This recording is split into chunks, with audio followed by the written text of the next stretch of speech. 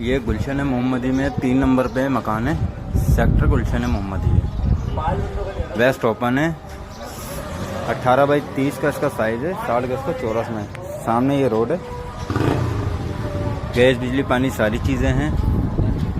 और ये गली है साफ़ सुथरी। सामने पार्क भी है। 3 नीचे कमरे हैं और एक ऊपर कमरा है। बाकी ऊपर छत है। एक कमरा ये वाला है। प्लास्टर वगैरह होगा बस इसके अंदर। बाकी तो नया घर बना हुआ है। और एक कमरा ये वाला है। इसके साथ अटैच वॉशरूम है। KDA लीज फाइल है इसकी। और एक कमरा सामने वाला है। कलर वलर होगा, प्लास्टर होगा।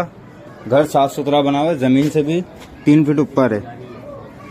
बोरिंग का पानी है। बोरिंग ली हुई है इन्होंने। पानी वानी सब आता है।